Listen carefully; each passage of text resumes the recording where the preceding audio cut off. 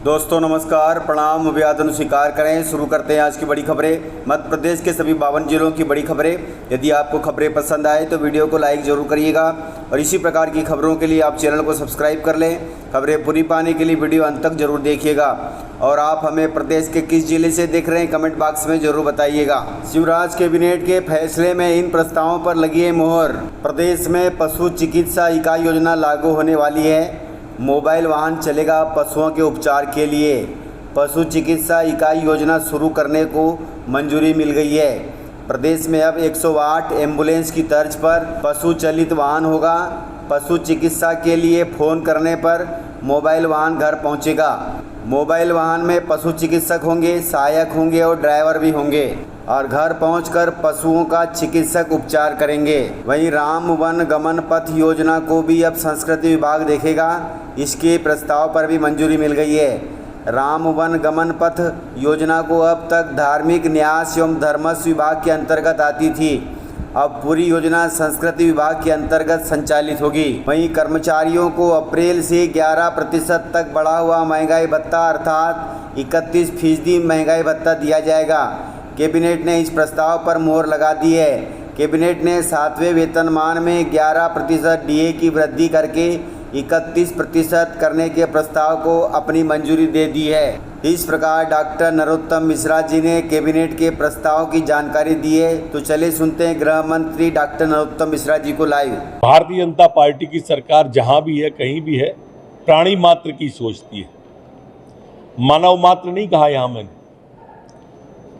कहावत है, प्राणी मात्र पर दया करो, सोचो क्या साथ क्या जाएगा। ये हमारी संस्कृति कहती है और इसलिए जीव मात्र की सोचते हुए आज कैबिनेट ने तय किया है कि एक हमारी प्रदेश के अंदर पशु चिकित्सा इकाई योजना लागू कर रहे हैं, जिसमें चलित पशु इकाई अब मध्य प्रदेश के अंदर होगी।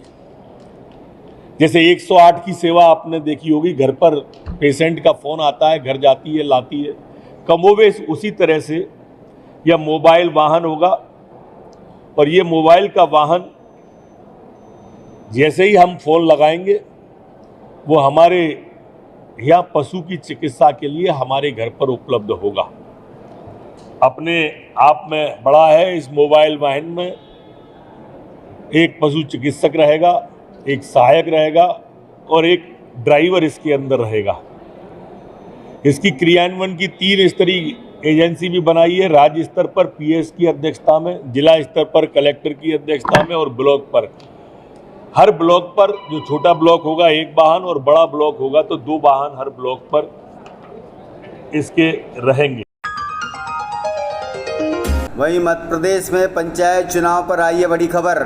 राज्य निर्वाचन आयोग ने जारी किया है पंचायत चुनाव को लेकर बड़े निर्देश। 25 अप्रैल के बाद ही होंगे अब मध्य प्रदेश में पंचायत चुनाव।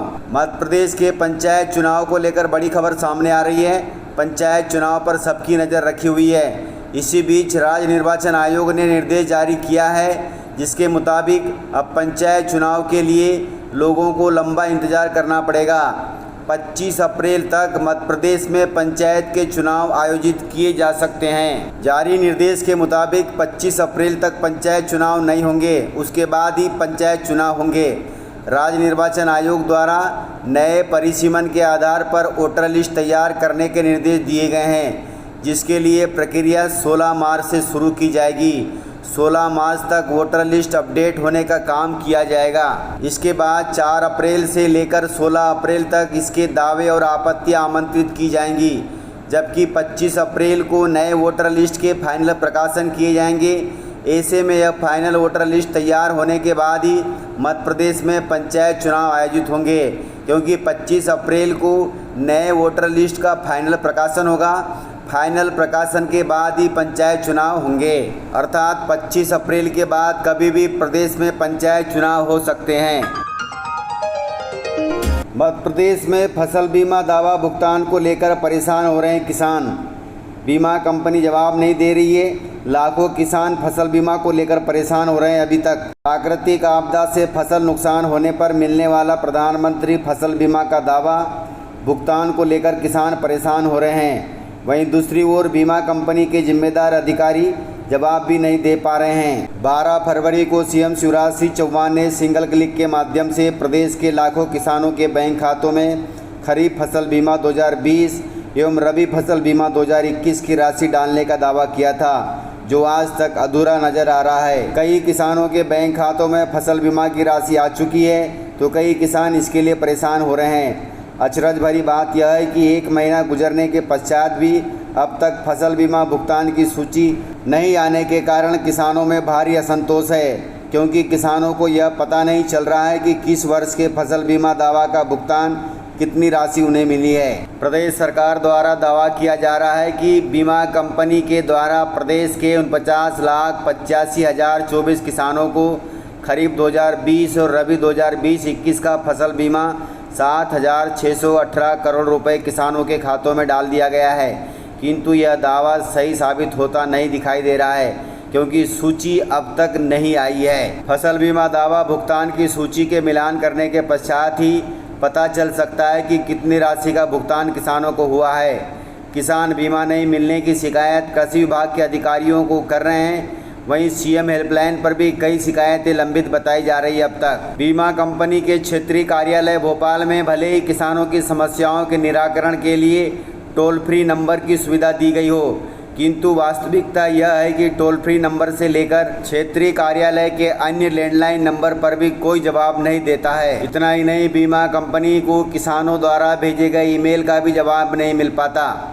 सचिन धाकड़ पिता श्री सागर सिंह धाकड़, ग्राम आमलिया, बड़ा तहसील राघोगढ़, जिला गुना ने बताया कि मेरे द्वारा बीमा कंपनी को जो ईमेल भेजा गया है उसका अभी तक जवाब नहीं दिया गया है। इस प्रकार सभी किसान कोशिश कर रहे हैं कि बीमा कंपनी फसल बीमा की सूची जारी कर दे, ताकि किसानों को पता चल सके कि किस वर्ष का कितना पैसा मिला है। इस प्रकार किसानों के पक्ष में कोई भी सामने नहीं आ रहा है। एक ओर फसल बीमा भुगतान को लेकर किसान परेशान हो रहे हैं, वहीं किसान कृषि विभाग के अधिकारियों से लेकर बीमा कंपनी के अधिकारी एवं बैंकों के चक्कर लगाने को मजबूर हो रहे हैं। वहीं दूसरी ओर न तो प्रशासनिक अधिकारी इस ओर ध्यान दे रहे हैं और न ही कोई जनप्रतिनिधि इस ओर ध्यान दे रहे हैं। मध्य प्रदेश में अब सरकारी स्कूलों के 65 लाख बच्चों को जुलाई में मिल जाएगा साला गणवेश। सत्र 2022-23 के लिए प्रदेश के सरकारी स्कूलों के 1ली से लेकर 8वीं तक के बच्चों को गणवेश देने की तैयारी शुरू हो गई है। स्कूल शिक्षा विभाग ने स्व सहायता समूह को गणवेश तैयार करने की जिम्मेदारी दे दी है। प्रदेश के 65 लाख बच्चों के लिए 1,30,00,000 गणवेश 3 माह में तैयार किए जाएंगे।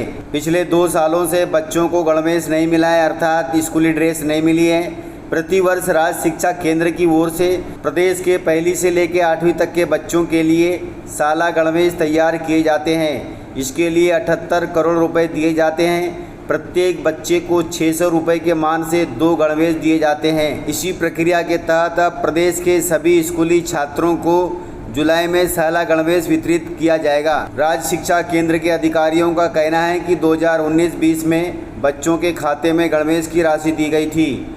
सत्र 2020-21 में गणवेश समूह के माध्यम से भिजवाए गए, लेकिन कुछ स्कूलों तक गणवेश पहुंचे नहीं और कुछ तक पहुंच गया था। इसी को ध्यान में रखते हुए अब इस बार सभी बच्चों को स्कूली गणवेश दिया जा रहा है, राशि नहीं दी जा रही है। बच्चों के कोविड टीकाकरण को लेकर बड़ी खबर है। 12 से 14 आयु वर्ग के बच्चों का टीकाकरण अभी टल गया है। अब होली के बाद अर्थात रंग पंचमी के बाद शुरू होगा टीकाकरण। 12 से 14 आयु वर्ग के बच्चों का टीकाकरण रंग पंचमी के बाद शुरू होगा। पहले इस आयु वर्ग के बच्चों का टीकाकरण कार्यक्रम बुधवार से शुरू होना था, लेकिन शासन स्तर पर दिशा निर्देश नहीं मिलने से यह कार्यक्रम टल गया है। इंदौर जिले के CMHO डॉक्टर BS सत्या जी ने इसकी पुष्टि करते हुए बताया कि रंग पंचमी तक कर्मचारियों की ट्रेनिंग पूरी हो जाएगी। रंग पंचमी के बाद पूरी क्षमता से बच्चों का टीकाकरण अभियान शुरू कर दिया जाएगा। तो इस प्रकार से रंग पंचमी के बाद 12 से 14 आयु वर्ग के बच्चों का टीकाकरण अभियान जोरों से चलेगा। आपने अभी तक टीका नहीं लगाया तो ज़रूर इस अभियान में शामिल होकर के अपने आप को वैक्सीनेट करें। इस प्रकार से जानकारियाँ थी। यदि आपको जानकारियाँ पसंद आई हो तो वीडियो को लाइक ज़रूर करिएगा, और यदि आपने वीडियो पूरा देखा है तो उसके लिए बहुत बहुत धन्यवाद। वीडियो को ज़्यादा से ज़्यादा अपने दोस्तों में शेयर करें ताकि वे भी जानकारियों से अपडेट रहें और जानकारियों का लाभ ले सकें। तो आज की वीडियो में इतना ही। मिलते हैं सर अगले वीडियो के साथ, तब तक के लिए जय हिंद जय भारत।